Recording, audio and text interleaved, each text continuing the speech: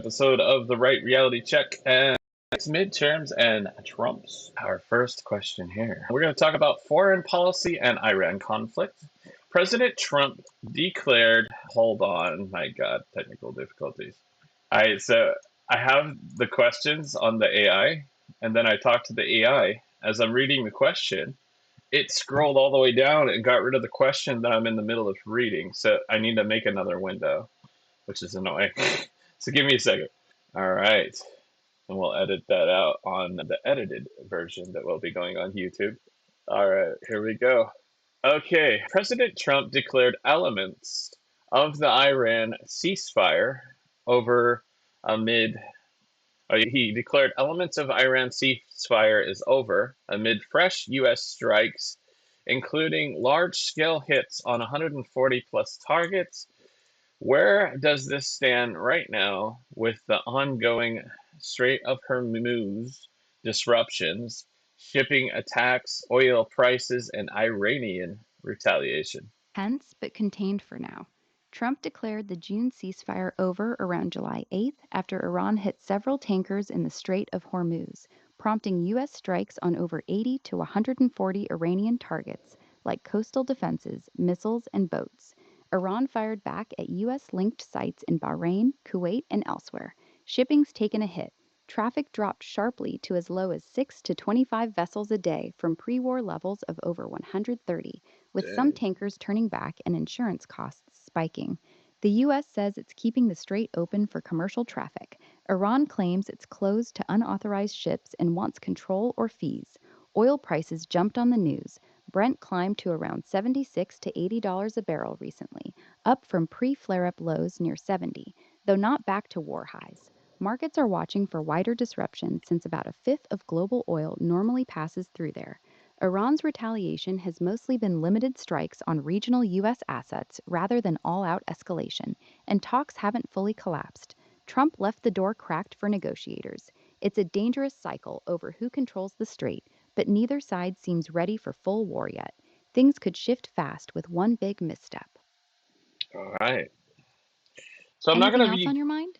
I'm not gonna be going to the chat too much because we're gonna get through these questions, but I will be looking at the chat now because we do have 10 people watching on TikTok. Thank you so much. Let's see here. I think someone's asking for money. I don't know why you come to my stream ask for money. That's hilarious. And somebody asked me, "Are you?" and then put a LGBT flag. So I'm guessing that's what you're asking me. No, I'm a straight man. Anyway, let's fucking get into it some more. Like I said, I won't be getting to the chat too much, but I didn't want to leave y'all hanging, so every once in a while I will. All right, let's go. How significant is Iran's retaliations, drones, missiles on U.S. allied bases in Bahrain, Qatar, etc.? Is this heading towards a wider regional war or still containable? Iran's retaliations are significant, but not devastating. They've launched drones and missiles at U.S. bases and sites in Bahrain, Kuwait, Qatar, Jordan, and Oman, claiming hits on facilities like the Fifth Fleet headquarters in Bahrain, air bases, and radar systems. Most were intercepted by local defenses with limited damage. A few injuries from debris, some fires and shrapnel, but no major base destroyed or high U.S. casualties reported. It's a show of reach, pulling in Gulf allies, but calibrated, not all out barrages like we've seen in past conflicts. The U.S. has responded with repeated strikes on Iranian coastal defenses, missiles, boats, and command sites, hitting over 100 targets in waves. As for wider war, it's containable for now, but risky. Both sides keep talking through mediators like Qatar, and Trump has said negotiations continue even though the ceasefire is over. Neither seems eager for full invasion or total war. U.S. focuses on keeping the strait open, Iran on leverage without triggering overwhelming response. Still, one big hit or miscalculation could spiral it. Oil's up but not spiking wildly. Shipping's disrupted but not halted. Tense standoff more than tipping point. Of course, they're not, like, Iran's not ready or not wanting all out war. They're just playing games with us, delaying, whatever. They don't want all out war. But yeah, it's good that we're at least talking to them. But yeah, they're hitting empty bases, is what I heard. So when they attack something, it's just an empty base. And sure we're doing much more damage to them when we attack. What do you think? Yeah, that tracks with most of what I'm seeing. Iran has been hitting mostly empty or low value sites, often after warnings went out, so damage and casualties stay low on our side. Meanwhile, US strikes are hammering their missile launchers, radar sites, and naval assets, doing real structural damage. You're right, we're landing harder blows. Both sides are clearly avoiding full escalation, which is why talks are still happening through Qatar and Oman. It's more like managed violence than all out war, each side trying to show strength without crossing the line into something neither wants. So far, it's contained, but that kind of game can get risky fast if someone misreads the other. Okay. With persistent Strait of Hormuz tensions and attacks on shipping, what should the U.S. do about energy security and protecting key sea lanes? Keep naval escorts along the Omani route, keep hitting Iranian naval and missile assets when they attack shipping, and accelerate long term alternatives. The strait's too important to let Iran dictate terms, but we can't afford endless escalation either. Practically, that means military. U.S. Navy and allies should continue protecting commercial traffic along safer routes near Oman, with ready response forces to neutralize immediate threats like small boats, drones, and coastal missiles. We've already done over 100 strikes. Keep the pressure calibrated but firm. Strategic reserves. Our SPR is down to about 320 million barrels after heavy draws. It's getting low. Rebuild it when prices allow, but don't drain it further unless there's a real cutoff. Long game. Push Gulf partners hard on bypass pipelines, Saudi's east west line, UAE's alternatives to Fujairah, and new routes to the Red Sea or Arabian Sea. Reduce the world's reliance on this one choke point. Also, keep boosting U.S. domestic production and LNG exports. We're in a strong position as an energy exporter. The goal is freedom of navigation without getting sucked into a bigger war. It's working so far. Traffic's down, but not zero. Prices are elevated, but not catastrophic. Steady pressure plus diversification beats either retreat or overcommitment. Okay, and then I heard something about there's something going on with I think it's Saudi and Chevron. There's some kind of new deal going where they're moving oil a different route or something. Yeah, I think you're referring to Saudi Arabia's big push on their east west pipeline. They're looking to expand it by up to 2 million barrels a day so they and neighbors like Kuwait can ship more oil straight to the Red Sea port of Yanbu, completely dodging the Strait of Hormuz. It's not a new Chevron deal exactly. Chevron has its own long standing partnership with Saudi Arabia on the partition zone, but this specific move is Saudi Aramco and the kingdom planning infrastructure upgrades or a parallel line. The project would cost billions, take years, and need pricing changes, but it's gaining traction fast because of the current tensions. It's exactly the kind of bypass route we were talking about earlier. Smart long term play for energy security. Okay, but it's not like ready to go now. It'll take years. Okay. But yeah, I think it's probably smart. It's good. It's positive, yeah. And then also, didn't Iran say something that they were going to get the Houthis or something to mess with the Red Sea? Is that something valid, or I feel like not? I feel like it's nothing to worry about. It's a valid threat, but not an immediate game changer right now. Iran has publicly signaled they could activate the Houthis to disrupt the Bab el Mandeb Strait and Red Sea if things escalate further, basically opening a second front against shipping that goes through Suez. Houthis have already threatened to close it if Saudi Arabia ramps up attacks on them. That said, the Houthis haven't launched a major new campaign on commercial ships since the big flare up earlier this year. There have been some recent small scale attacks and boardings off Yemen, but nothing on the scale that shut down the Red Sea before.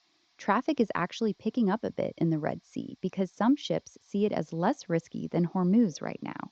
It's something to watch. Iran loves using proxies, but for the moment it's more pressure tactic than active crisis.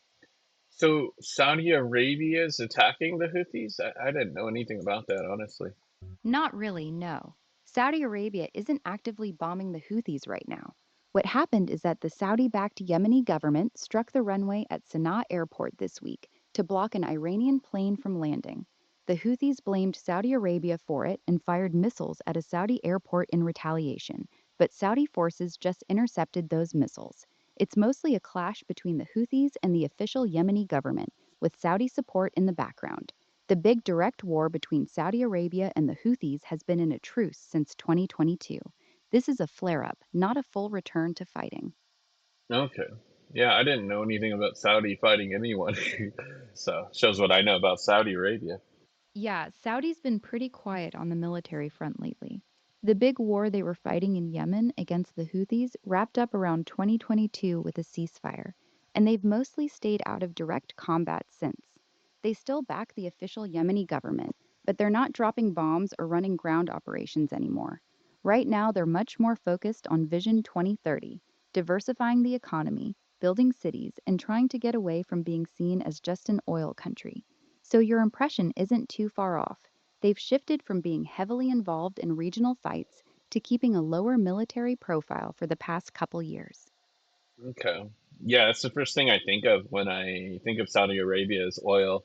I did see some kind of video. They're like trying to build this long structure and it's going to be a big city. What is it called? The line or something? What is it called?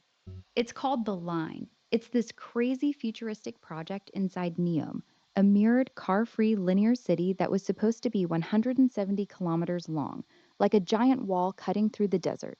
The idea was wild: no roads, everything walkable in 5 minutes, powered by renewables, housing up to 9 million people eventually. But it's been scaled way back. Construction on the full thing is on hold until at least 2030. Only about 2.5 kilometers of foundations are done, and they're focusing on more practical stuff like the Oxagon industrial port instead. Still, the vision's not dead, just way more realistic now. Huh. Yeah, it's kind of cool. I thought it looked kind of cool. It was like this giant wall. I guess it was like obviously computer generated, AI generated or whatever, but it looked really cool. It was like this giant wall cutting through the desert, like you say. Yeah, the renders are stunning. That mirror wall slicing through the desert is pretty mesmerizing. I think that's why it went viral. The concept's ambitious, but the reality of building something that long and weird in the middle of nowhere is way harder than the videos make it look. Even scaled down, it's still one of the most ambitious city projects in the world. Yeah, that's cool. And then I heard something about there's a building that China, did they already build it? I feel like they already built it. And it was supposed to be like 10 times bigger than the Pentagon or some shit. And they have an artificial sun and an artificial ocean. And it's like inland where it's like a city that never sees much sun. And I just thought that was so damn cool. I think you're mixing up a couple of different projects. The 10 times bigger than the Pentagon thing is a massive new underground military command center they're building southwest of Beijing. No, It's basically not talking about that. But I think, I don't know if it was 10 times bigger than the Pentagon, but it was very large building with an artificial sun and artificial beach and stuff and shopping mall. oh, that's the New Century Global Center in Chengdu. Yeah. It's been open since 20. Okay, keep going. Yeah, exactly. It's called the New Century Global Center in Chengdu. They built it back in 2013. It's been open for over a decade. It's massive, about 3 times the size of the Pentagon, with an indoor beach, a huge LED screen that acts like an artificial sky, and its own artificial sun lighting. Shopping mall, hotels, water park, ice rink, all inside one giant building. Super wild concept. If I ever go to Chengdu, I'm definitely visiting that. Yeah, it's honestly worth checking out just for the sheer weirdness of it. The indoor beach with the fake sun and artificial waves is next level bizarre. If you're ever in Chengdu, it's a fun stop, like a surreal indoor resort mixed with a mall. Just don't go expecting a chill beach vibe. Okay. Why would I not expect a chill beach vibe? What if I want a chill beach vibe? Because it's basically a giant indoor mall with a beach inside it. You've got a massive LED sun and fake waves, but you're surrounded by shops, food courts, and crowds of people walking around. It's more amusement park energy than peaceful tropical escape.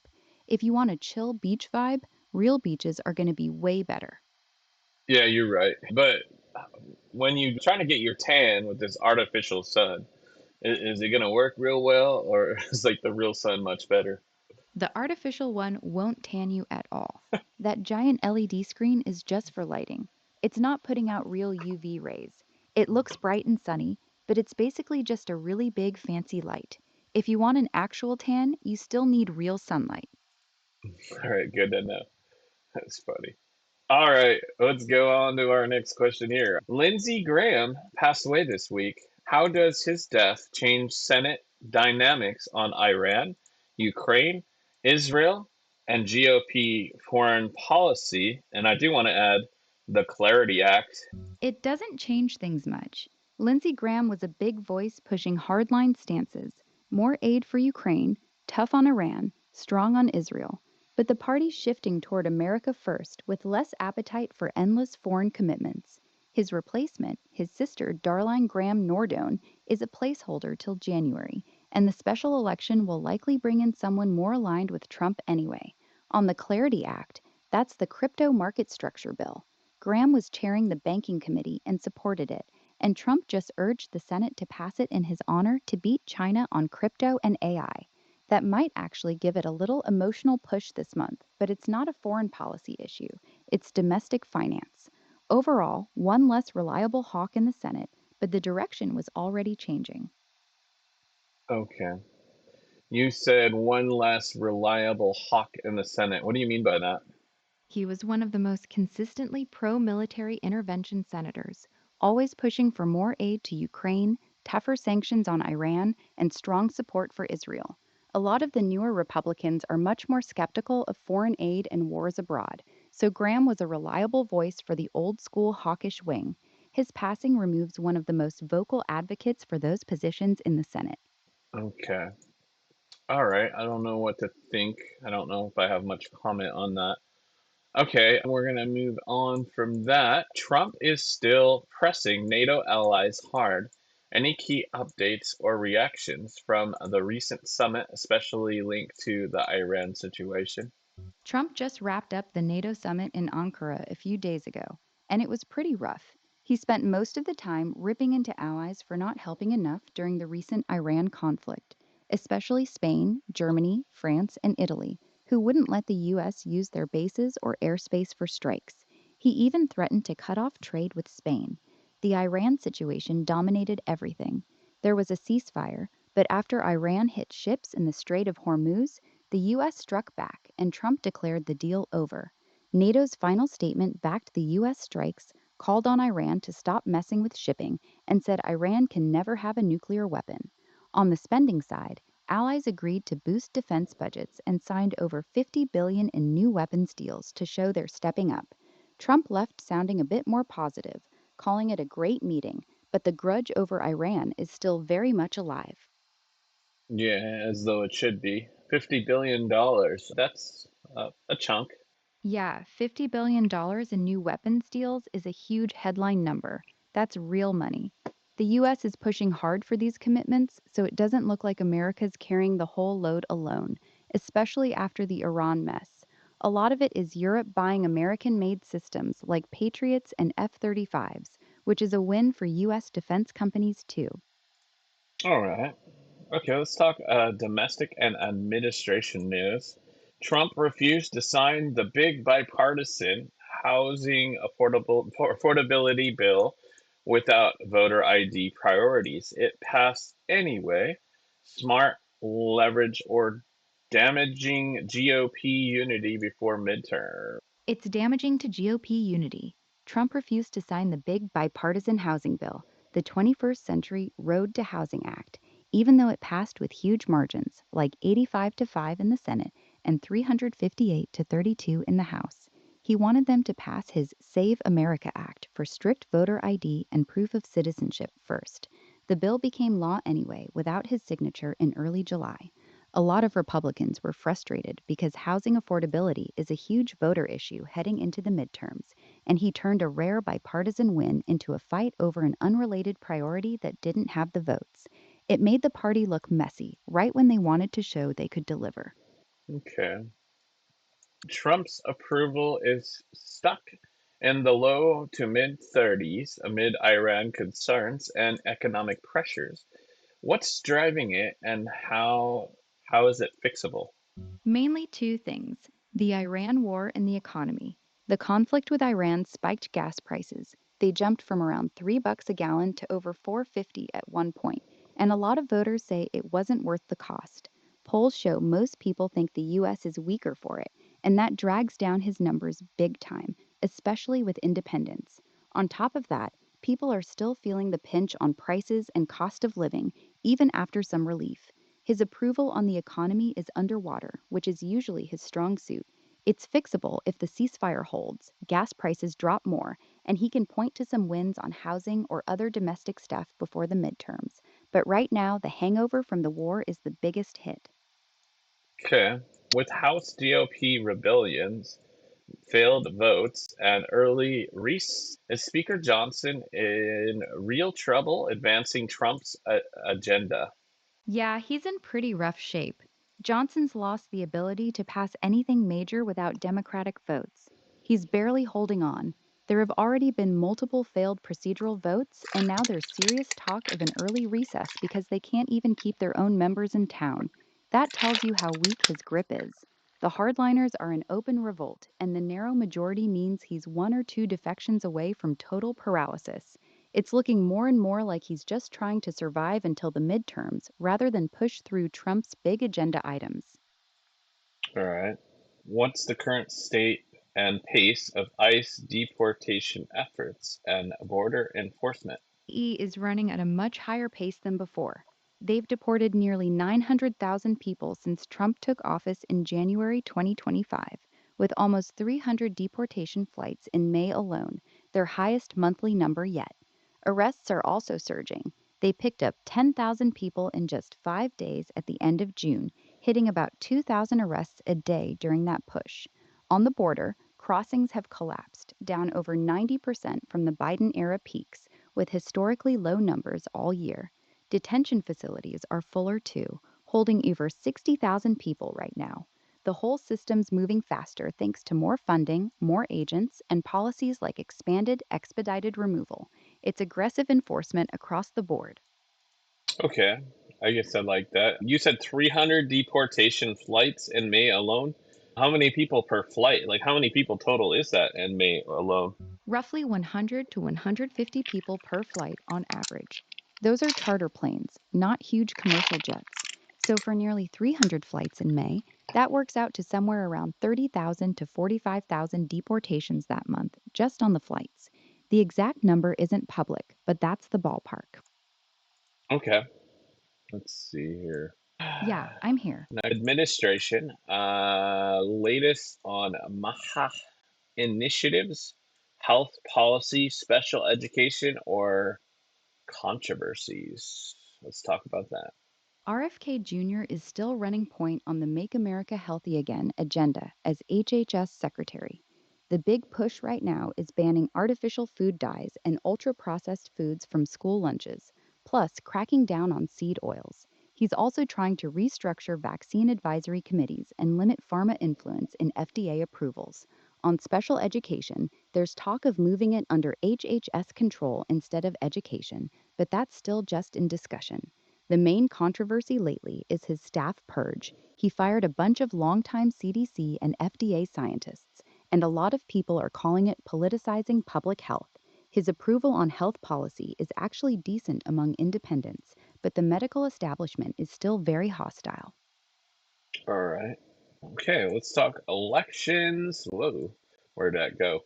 Elections, midterms, and integrity. 2026 midterms. It's 4 months away. What are the biggest Senate, House, and gubernatorial races? What the fuck is that word? Gubernational, not whatever races. Battlegrounds to watch right now, especially South Carolina for Graham's seat, plus others like North Carolina, Georgia, and whatever MI is. That I don't know what that is. The biggest story right now is South Carolina. Lindsey Graham died last weekend, so they're running a fast tracked special primary on August 11 to pick a new Republican nominee for November. Governor McMaster will appoint someone short term. Trump's pushing for Graham's sister to take that spot. It's still a Republican leaning state, but the scramble among people like Nancy Mace and Ralph Norman has made it messy. For the broader 2026 midterms in November, the top Senate battlegrounds are Michigan, wide open seat, rated a pure toss up. Georgia, John Ossoff trying to hold on in a state Trump narrowly won. North Carolina, one of the best pickup opportunities for Democrats. The House looks tough for Republicans. The generic ballot has Democrats up around 5 points, so they're favored to flip the chamber. Governor's races in Michigan and Georgia are also competitive. Everything's still fluid 4 months out, especially with Graham's seat throwing a curveball into the mix. Want me to zoom in on any specific race? No, I think we're good. Let's see here. Trump continues raising election security concerns. Which reforms, voter ID, proof of citizenship, voter roll purges, etc., are most important? Proof of citizenship is the most important. Voter ID is popular and useful, but the real vulnerability is non citizens getting registered through DMV errors or other loopholes. Requiring actual proof of citizenship when registering would close that door. Voter roll purges come second. Cleaning out millions of inactive, duplicate, and dead voters is basic maintenance, but it's politically radioactive. The Save America Act that Trump's pushing combines both, so it's the package to watch. Everything else is secondary compared to these two. Okay, so I'm totally with voter ID, like showing ID. When you get on a plane, you need ID. When you do a lot of damn things, you need ID. And so I just never understood why there's pushback against it. Exactly. That's why most Americans agree with you. Polls consistently show 70 to 80% of voters, including a majority of Democrats, support showing ID to vote. The pushback mostly comes from two places. Some Democrats genuinely believe it suppresses minority turnout, even though the evidence for that is extremely weak. And politically, they see it as a way to protect close races where every vote counts. But the you need ID to buy beer but not to vote argument is really hard to beat, so a lot of them have quietly shifted their position. Now they say they're okay with voter ID as long as the state provides free IDs. The real fight has moved to proof of citizenship instead. I'm good with free IDs. If you're here and you're rightfully here and you're supposed to be here, then they should pay for ID. Yeah, sure. Why not? The people should not have to pay, and then the government can pay for it. I like that. All right. So if everybody's on board with this voter ID shit for the most part, then why is it so hard to pass the Save America Act? The problem isn't the voter ID part, that's popular. The Save America Act is struggling because it also includes proof of citizenship requirements, which is a much bigger fight. Democrats argue it could disenfranchise What? millions of eligible voters who don't have easy access to birth certificates, passports, or naturalization papers. They also say the scale of non citizen voting is exaggerated. Republicans counter that basic registration rules have too many loopholes right now. So while almost everyone agrees on show an ID, the fight over proving you're actually a citizen is where the bill keeps getting stuck. That's the main sticking point. I don't see why that makes any damn sense at all. You're saying people don't have access to get birth certificates and passports? Why do they not have access to do that? Should be pretty easy. I mean, it's easy for me to get one. It's a legitimate concern for some people. Getting a birth certificate or passport is easy for most of us, but there are still groups who run into real barriers.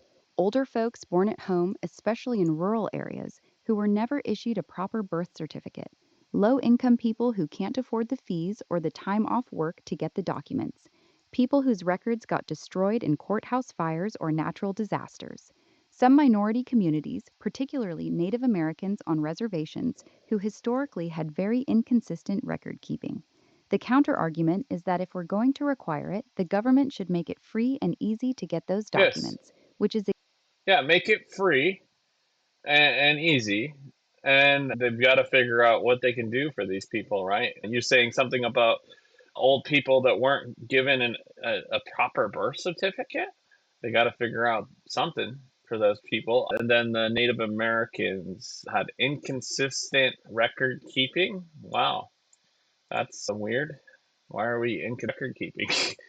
Anyway, I'm sure there's something they can figure out. But yeah, make it free and easy to get.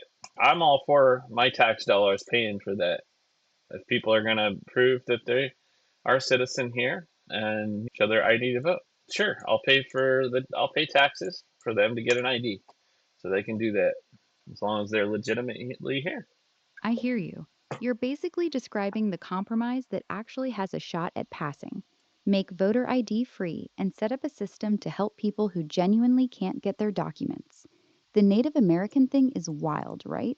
A lot of tribes historically didn't register births the same way the government did, so some elders literally don't have birth certificates at all.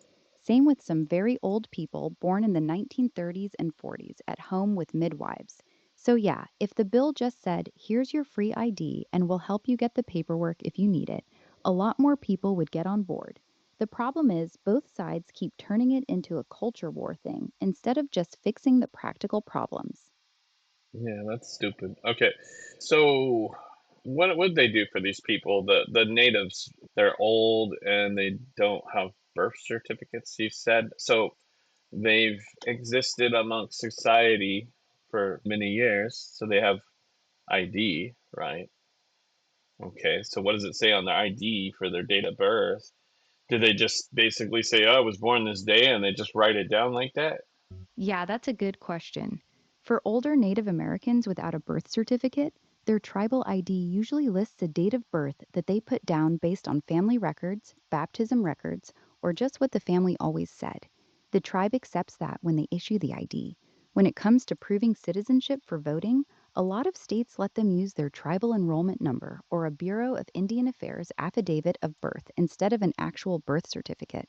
Those documents basically say, this person was born on this date as a member of this tribe, and since tribes have been U.S. citizens since 1924, it counts as proof. So it's not quite, I was born this day, trust me. There's usually some kind of tribal or BIA paperwork backing it up.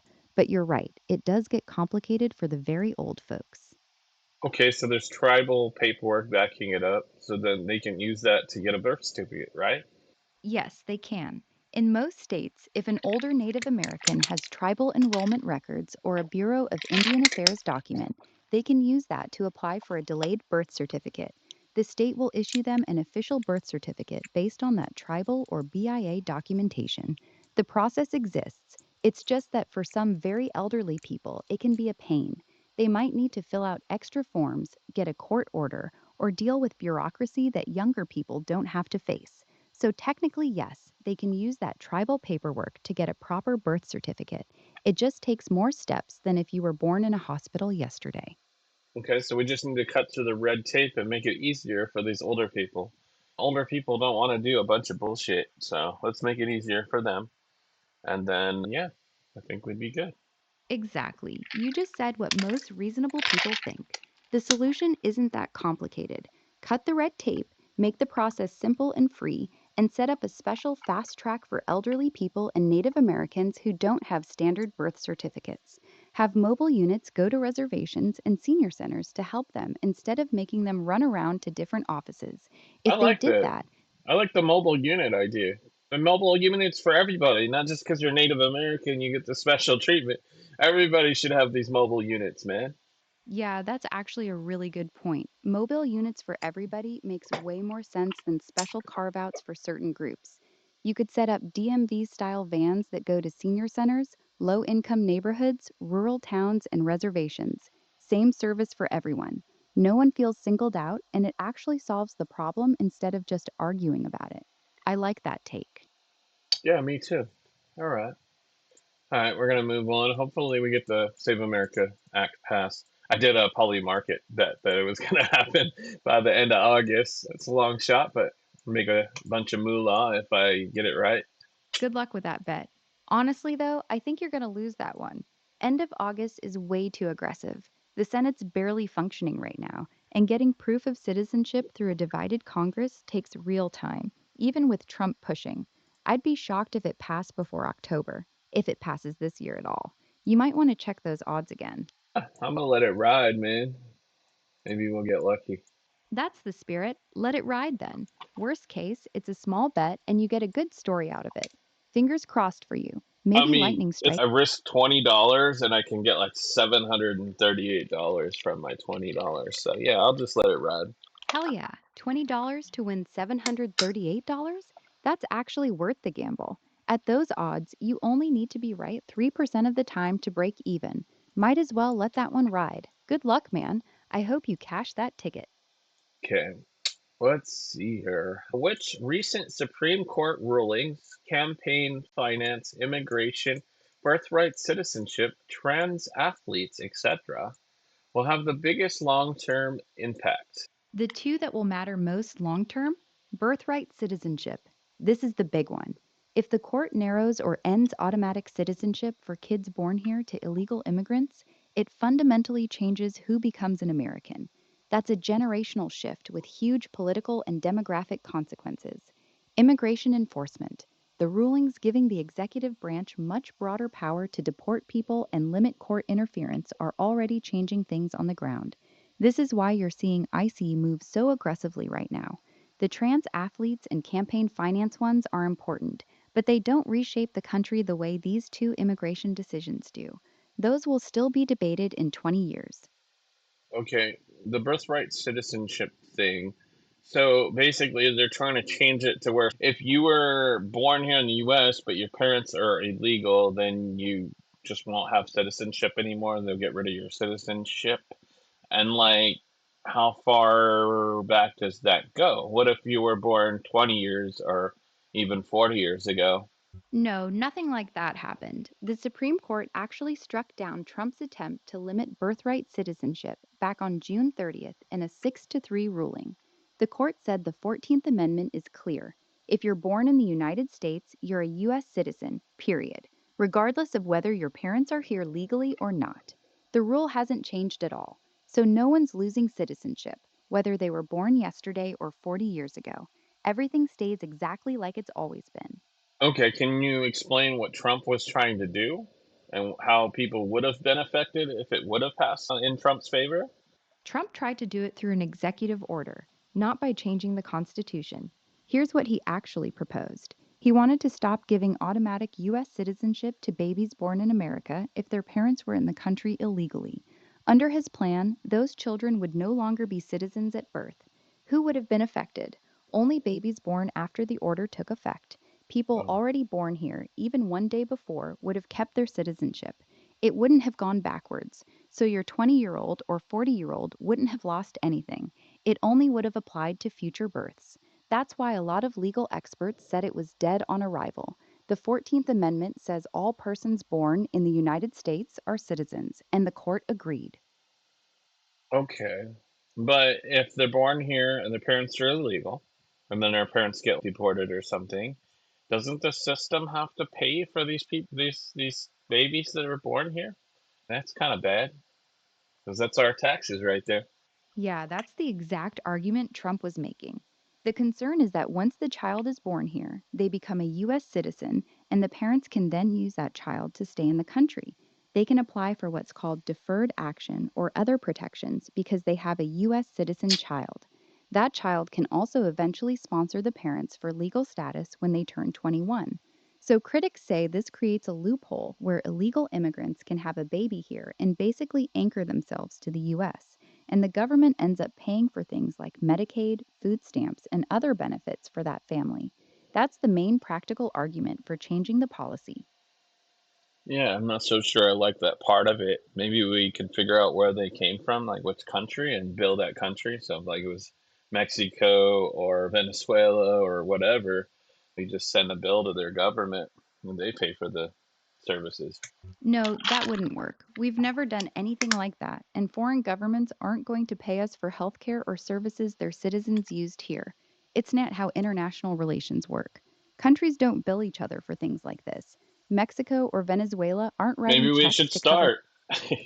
And maybe there's consequences if you don't pay. We're US. We could fucking do it. It sounds good in theory, but it wouldn't work in reality. Even if we tried to send Mexico or Venezuela a bill for every hospital visit or welfare payment, they just wouldn't pay it. There's no mechanism to force them to. And if we started putting economic pressure on them, like tariffs or sanctions, they'd just refuse to cooperate on deportations, drug enforcement, or migration control, which hurts us more than it helps. We're powerful, but we can't force other countries to write us checks for services their citizens used. That's just not how it plays out in practice. Okay, so they refuse to cooperate on the drug enforcement. Isn't that fucking just an act of war then? No, it's not an act of war. Not cooperating on deportations or drug enforcement is very common between countries. Lots of nations drag their feet or refuse to take back their own citizens. Mexico has done it for years. It's frustrating, but it's normal diplomatic friction, not an act of war. If every country that didn't cooperate with us on immigration or drugs was considered at war with us, we'd be at war with half the world. These are diplomatic and economic issues, not military ones. We have leverage, trade, aid, But you're sanctions. saying that they would refuse to take back their own people. They would refuse to stop drugs for coming into our country and killing our people. They're basically killing our people. I feel like that's an act of war. But you can agree to disagree if you want. I get where you're coming from. It feels like an act of war when another country won't stop drugs that are killing your citizens. Here's the straight truth, though. Almost every country on earth refuses to take back some of their own criminals or won't fully stop drugs from leaving their borders. Mexico, Venezuela, China, even Canada. They all play games with this to All some right, degree. I got a It's plan. I got a plan. I think Elon Musk needs to build a prison or something for the people that these countries won't take them back. I will just send them up there to the moon. Ha, all right, you're going full sci fi on me now. Elon builds a lunar penal colony. We round up all the people countries won't take back and just yeet them to the moon. One way ticket, no returns. I gotta admit, as wild as that sounds, I kinda respect the creativity. That's definitely one way to solve the they won't take their people back problem. You got any other wild solutions cooking up there? Nobody's gonna have to deal with them. Then they'll be on the moon. Yeah, exactly. Problem solved. No more arguing about who's going to take them back. They're just chilling on the moon. You got me thinking now. Would you put them in a big dome city or just drop them off with a spacesuit and a tent? I need to know how serious you are about this plan. Probably you build a big dome city. You're not gonna be inhumane with these people unless they're like real criminals that have done real things like murder or whatever. In that case, I don't know. Fair enough. I feel So the like you regular should folk. do something to them that makes them no longer exist. Is that a good way to put it? Okay. We're going to move on. All right. Next question. Progressive Democratic Socialist wins in some primaries is the. Oh, shit. Hold on. I messed up again. 1 second. Where was I? I really hate that. Ah, there it is. Okay. Progressive Democratic Socialist wins in some primaries. Is the Democratic Party shifting further left, and does it help Republicans in midterms? I think we already asked this last week, and we basically agreed that these very far left people who are crazy are actually going to be helping the Republicans because I don't know who would want to vote for that. Yeah, that's the argument. The Democratic Party's been moving left for years, especially on cultural stuff, and those primaries are just more proof. When the far left folks keep winning local races, it scares off moderates and independents who don't want open borders, defund the police, or crazy gender stuff in schools. Those voters either stay home or flip Republican, especially when the economy's shaky. Republicans love it because it gives them clear targets to run against and they can paint the whole party as extreme. We said last time that it probably helps Republicans in midterms, and I still think that's right. History shows that when one party goes too far left or right, the other side benefits at the ballot box. Moderates decide elections, and they're not picking the radicals. All right. Let's see here. Early 2028 speculation. JD Vance leading GOP polls. Harris or others on Dem's side. Too early or real signals? I really don't think Harris has a shot. JD Vance definitely has a great shot, and Marco Rubio probably do pretty well as well. It's super early, but the polls right now back you up on Vance. He's leading the GOP side pretty solidly, around 40% in the averages, with Marco Rubio in second in the low 20s. For Democrats, Harris is actually topping most national polls, around 28 to 30%, ahead of Newsom and Buttigieg. But you're right that a lot of Dems aren't thrilled about her running again after 24. It's all just name recognition this far out. Things will shift a ton once people actually start campaigning. Real signals? Not really yet. Okay. The name Booty Judge is just crazy. I feel like it's somebody that has a show and they just judge people's booties, man. Booty Yeah, Judge. Booty Judge. I can't stop saying it now. Uh, that's so funny. I know, right? Booty Judge sounds like a bad reality TV show. Next contestant, show me your booty for judgment. All right, let's keep going. Let's talk economy and other hot topics. Fed Chair Kevin Warsh is testifying. What should Congress be pressing him on regarding rates, inflation, and Trump's economic goals?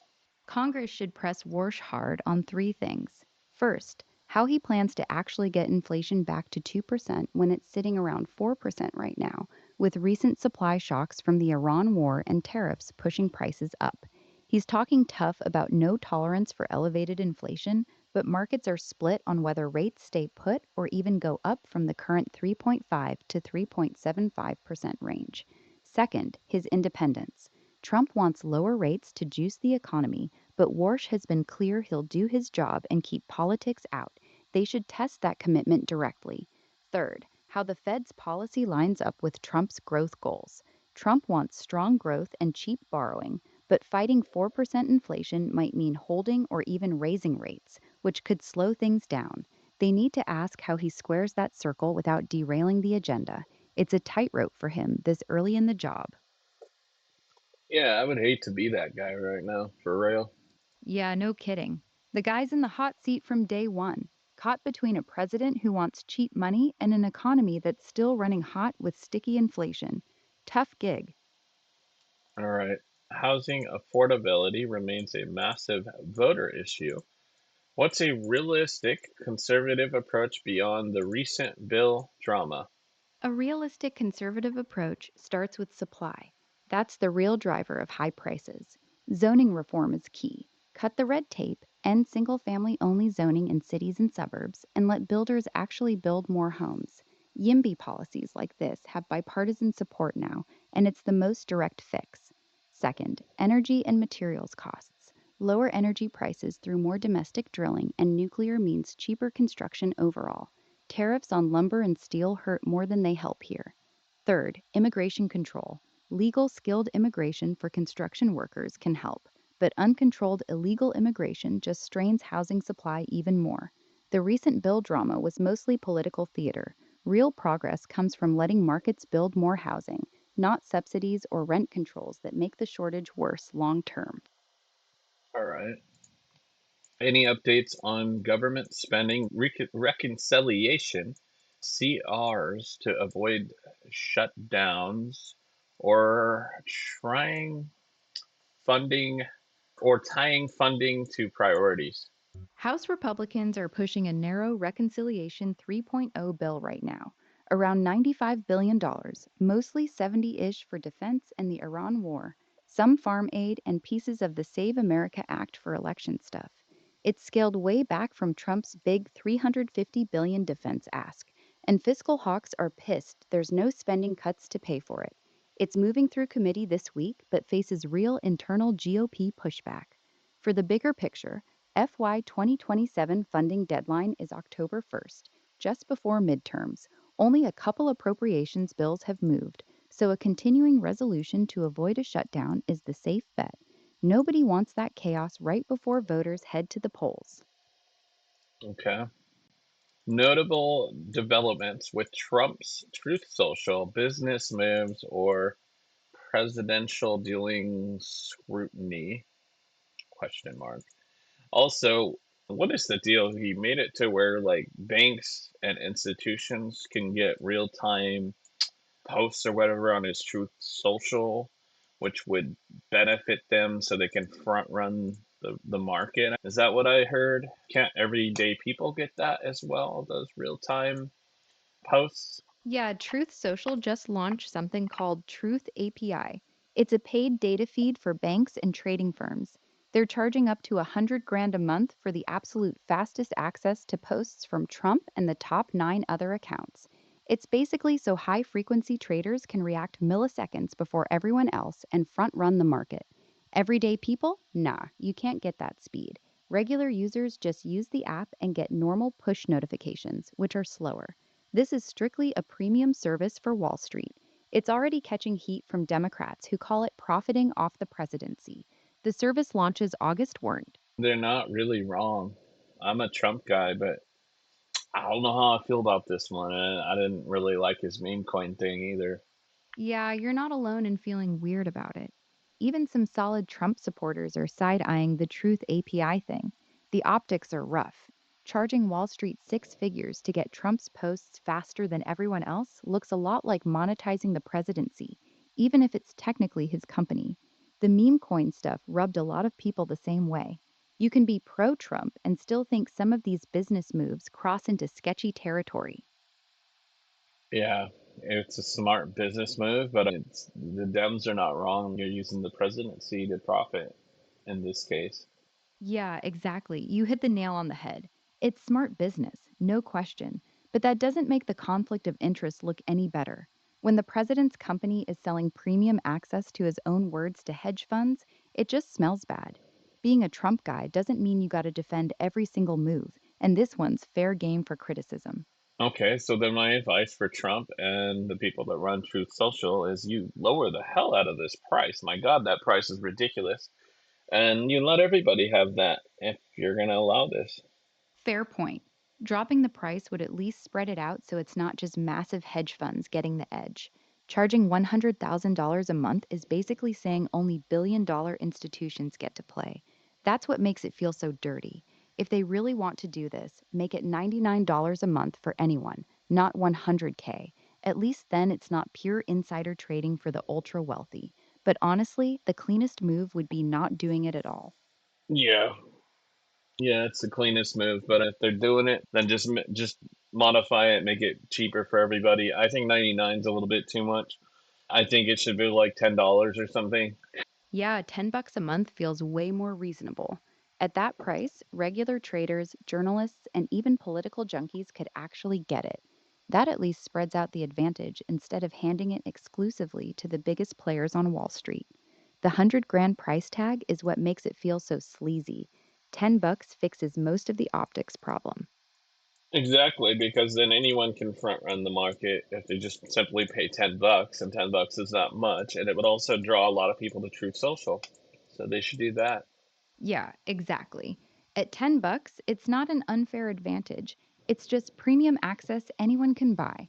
Plus, it could actually grow Truth Social's user base big time.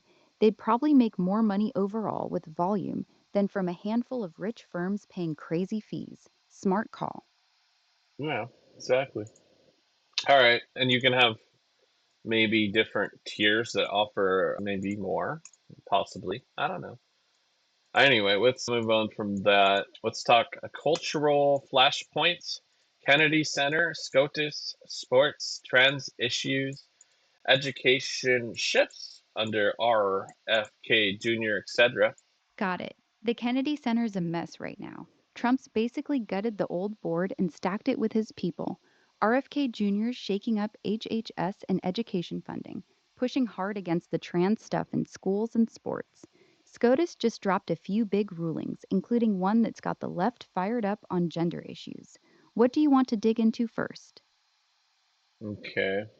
See, I'm reading what you said, but you scrolled on me. Let's see here.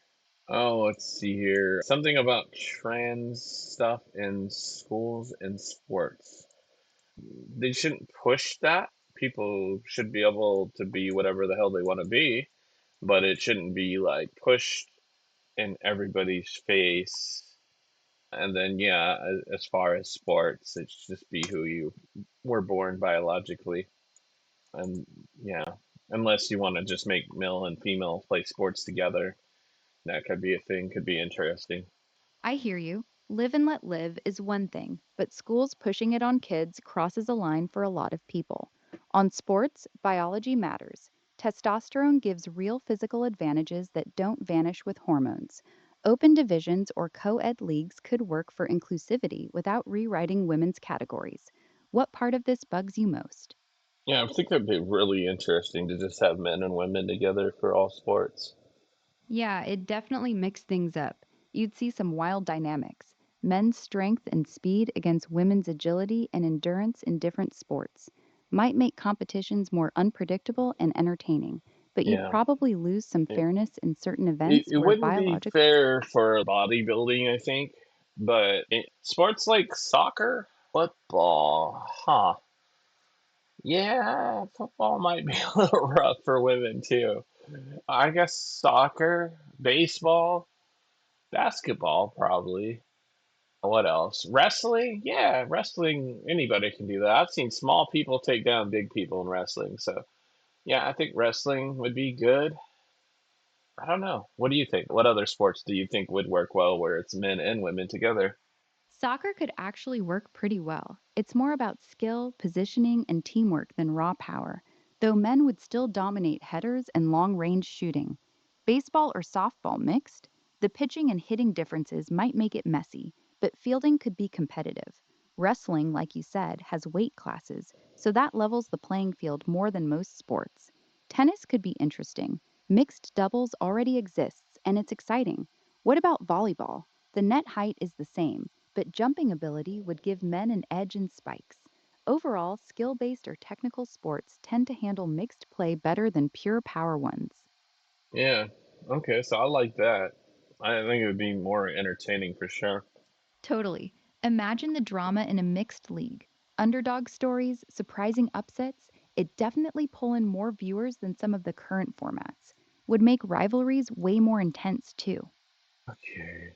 We got a few bonus questions we'll get to real quick. We've gone over an hour here. How should South Carolina Republicans handle the Graham vacancy, appointment process, and special election timeline? Governor McMaster already appointed Darlene Graham, Lindsay's sister, to fill the seat until January. For the November ballot, the GOP is running a special primary. Filing opens July 21st through the 28th, primaries August 11th, runoff on the 25th if needed. Republicans should keep the process wide open, let strong candidates jump in, and unify quickly behind whoever wins to hold the seat in November. It's a sprint. All right. And let's see here. What's the impact of recent tech CEO hearings, antitrust moves, or big tech influence? They've mostly been theater. Lots of tough questions on kid safety, addiction, and monopoly power, but little real legislation gets passed. The ongoing antitrust cases against Google in search and ads are more impactful. Courts have found monopolies, yet big breakup remedies keep getting softened or rejected because judges see AI as real competition now. Overall, big tech's influence feels stronger than ever, while hearings keep the pressure on without changing much. All right. Let's see here. We got a wild card question, huh? Okay. International ripple effects from the Iran situation on China, Russia, Ukraine, oil markets, and alliances. The Iran conflict, strikes by the US and Israel, Hormuz disruptions, then a shaky June ceasefire sent oil spiking over $110 a barrel before settling back near pre war levels around $70 to $80 now. China took a hit on energy costs and lost some Gulf goodwill despite buying discounted Iranian crude, while Russia scored big on higher energy revenues that help fund its war. Ukraine feels the pinch as U.S. attention and munitions get split between theaters, though weakened Iran Russia drone ties could help Kiev longer term. Alliances look more transactional than ever. Beijing and Moscow backed Iran rhetorically, but didn't risk much. It's left everyone stretched and the Middle East even more volatile. Okay. What are the top voter priorities heading into midterms? Economy, border, wars, housing, or something else? I think it's probably economy and housing more than anything at this point. Our border is better right now. We probably don't want too much more of Iran war, that's for sure, but we got to do what we got to do, right? I think Save America Act and Clarity Act are probably really important bills. So, what do you think? Economy and housing costs are definitely the top two right now. Inflation's cooled, but groceries and rent still hurt middle class voters the most. Immigration slipped down the list since border crossings dropped sharply this year. Foreign wars, especially anything Iran related, are a distant third. Voters want them ended or contained, not expanded. You're right, the Save America Act and Clarity Act could gain traction, especially if they tackle spending, tech regulation, or election rules. Those issues poll well with independents. Overall, pocketbook issues still dominate, but voters are watching how both parties handle government waste and housing affordability. Yeah, the only people that are worried more about the housing affordability is the people that are paying crazy amounts for rent, and I feel sorry for them. I'm personally very lucky. I'm staying at my father's house and I pay $300 a month rent. So I'm sure some people hate me for that or probably jealous of it. So I'm blessed. I'm lucky, I'll admit. So yeah, those people that are paying these high prices totally understand them. Yeah, that would suck. And my advice to them is get roommates. That's what I did most of my life before I was here. Yeah, you're right. The squeeze is brutal for a lot of folks out there, especially renters paying over $2,000 a month. Getting roommates is honestly one of the best moves people can make to cut costs fast. It's not glamorous, but it can slash rent in half and make a huge difference. Yeah, 100%. If you get two roommates, then you're paying a third of the rent basically. And if you get three roommates and there's four of you, then you're paying a fourth, and you're probably going to be closer to what I'm paying now if you do that. Exactly. 3 or 4 people splitting rent can get each person down to 3 or 400 bucks a month easy in most markets.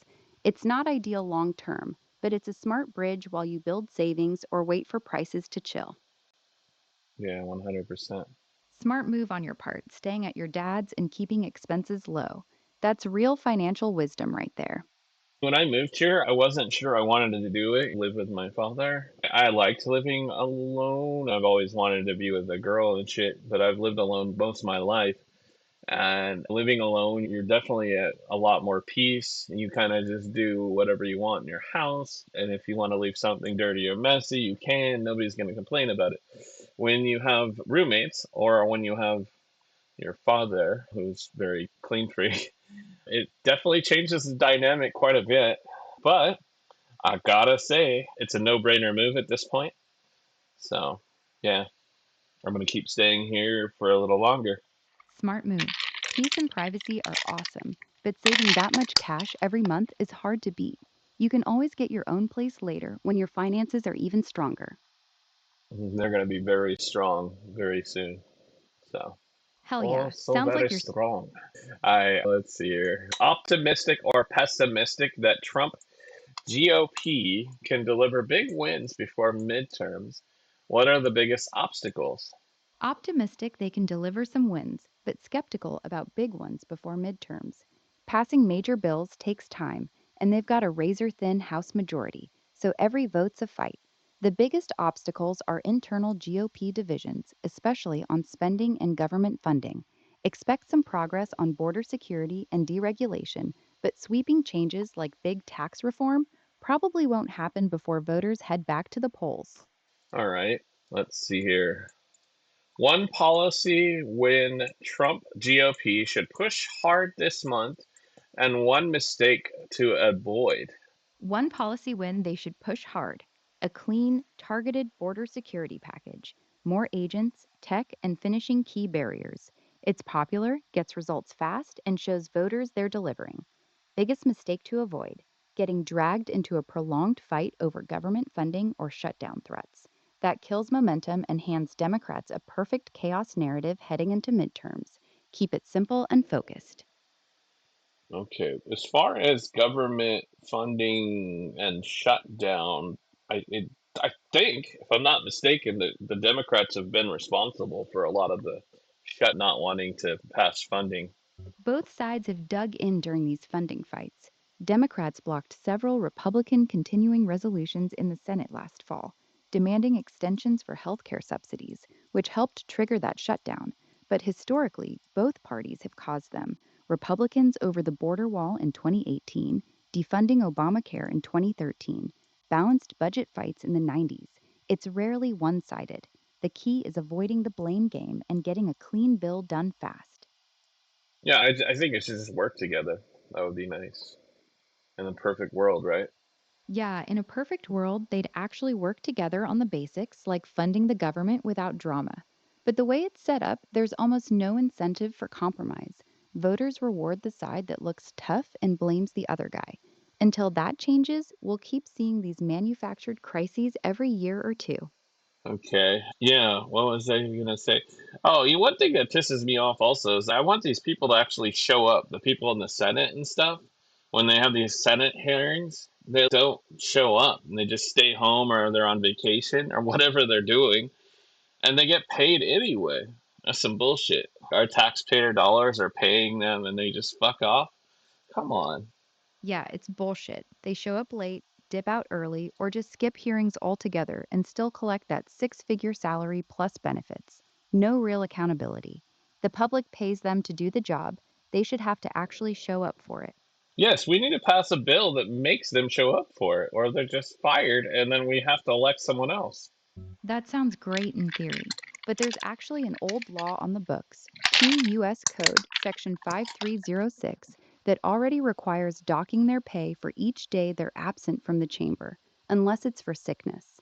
The problem is it's barely enforced and doesn't cover skipping hearings or committee work.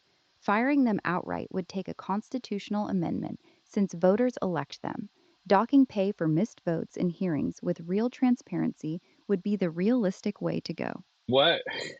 A constitutional amendment? Okay, what's amended? Literally, it's a hard thing, a hard rule, right? You show up late X amount of times, you can be fired for that. You miss X amount of times, you can be fired for that. The hearings, all their responsibilities. That's their job. They need to show up for it. It should be fair across the board, whether you're Republican or Democrat. If you're late a bunch of times or you miss a bunch of times, you can be fired for that. It doesn't matter if people vote for them, then the people will then vote for someone else if they get fired for not doing their job. Everybody else has to do their job and show up for their work. Why should they be so damn special? And they're getting six-figure salaries anyway, so they should have even more harder rules than someone like me that works at a warehouse. Yeah, you're right. Warehouse workers get written up or fired for missing shifts, but Congress members pull six figures and can skip votes without real consequences. There's already a law that says they should lose pay for unexcused absences, but it's barely enforced. Setting strict rules like miss X votes, you're out would actually need a constitutional amendment because the Constitution protects their seats until the next election or a two-thirds expulsion vote. It's tough to change, but your point's solid. They shouldn't be above basic accountability. Yeah, we need a constitution change, and yeah, they need to do their job. They do need to be held accountable like everyone else. Unfortunately, amending the Constitution is incredibly hard. It requires two-thirds of both houses of Congress, plus ratification by three-fourths of the states. Good luck getting them to vote to make their own jobs harder. Yeah, I know. They shouldn't be the ones voting on it. Yeah, that's the real problem, isn't it? Asking them to vote to limit their own power and perks is like expecting a fox to vote for a stronger henhouse lock. It's a tough cycle to break. Oh, it's so annoying.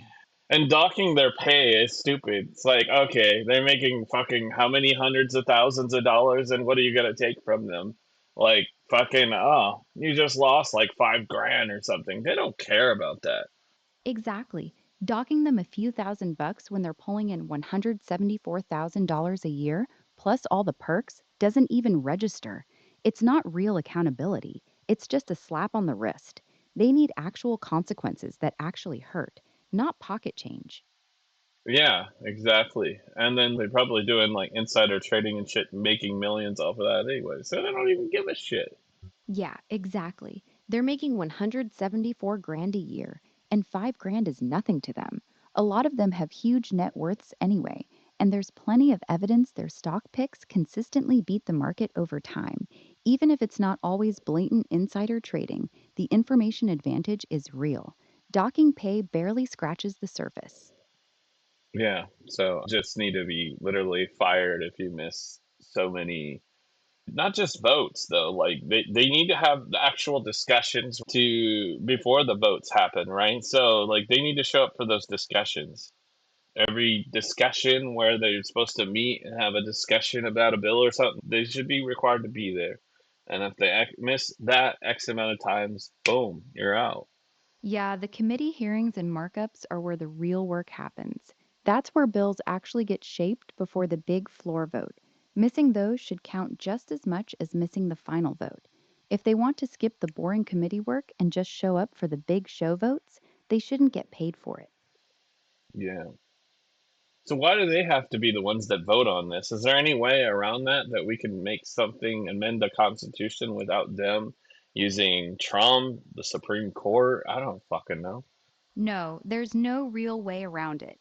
The only alternative to Congress proposing the amendment is getting 2/3 of the state legislatures, that's 34 states, to demand a constitutional convention. Even then, Congress has to call it, and any changes still need 3/4 of the states, 38, to ratify. Trump can't do it, the Supreme Court can't touch it, and the president has zero role. It's deliberately designed to be extremely hard. That sucks. It really does. The system basically protects itself from being reformed by the people it's supposed to serve. It's one of those structural flaws that feels impossible to fix. So how do we destroy the system and change it completely?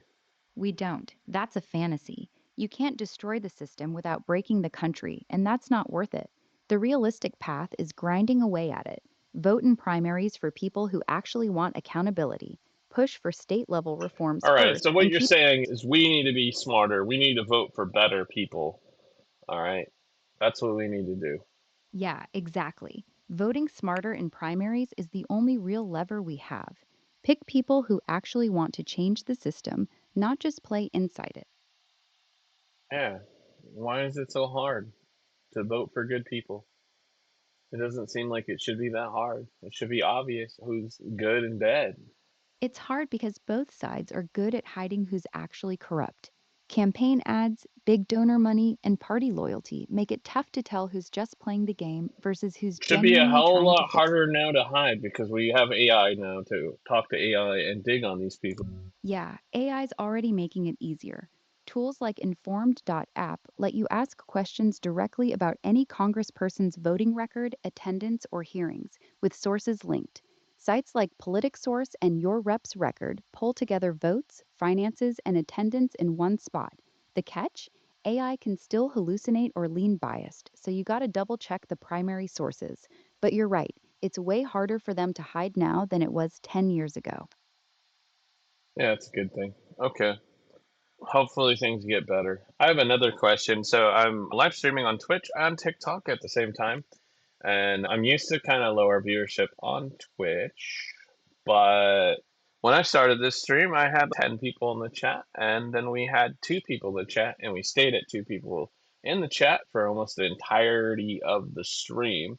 Is TikTok shadow banning my political stream? It's possible, but not super likely the main culprit. Political content on TikTok often gets less algorithmic push, especially if it's heated or hits sensitive topics, because the platform is cautious about misinformation, hate speech, or anything that could spark reports. That said, dropping from 10 to 2 and staying there for the whole stream is pretty common on TikTok Live, even without politics. The algorithm tests your stream with a small group early on, and if retention or chat activity is low, it stops pushing it hard. First thing, open TikTok Studio on your profile and run the account check. It'll straight up tell you if you've got any flags or restricted content. That's more reliable than guessing about shadow bans. What were you talking about in that stream? Sometimes the topic itself can kill momentum fast. You know what I've been talking about with you. That's what I'm talking about in the stream. Do I do the account check thing while I'm live or do I do it after the stream? Do it right after you end the stream. While you're live, just keep streaming normally. Once you stop, go straight to TikTok Studio, tap the Okay. three lines in the top left, All then right. Account Check. Thank you. It Okay, that's it. I think we're done here, guys. Thank you so much for hanging out. This has been the Right Reality Check, which is on Twitch and also YouTube. The Right Reality Check. We are live on TikTok now. It is Commander Vlogs at Commander Vlogs. Commander Space and VLOGS on TikTok. Be sure to follow there, follow on TikTok, subscribe on YouTube. The Right Reality Check. Thank you guys so much. And if you are on YouTube, if you are watching on YouTube, smash the like. And everybody be sure to share with your friends. Thank you so much and peace out. Till next time. Check out my artists on Spotify, guys. Travis Reigns, country singer, Lullaby. It's my pop star. And we have a new AI rapper who raps about being an AI overclock. And we also have my Etsy shop's Grand Tour Print Co., where you can get vintage travel prints, travel posters. Check them out, guys. And thank you so very much for your support. My music on Spotify. If you like it, then follow me. I promise you won't be sorry. Check out my music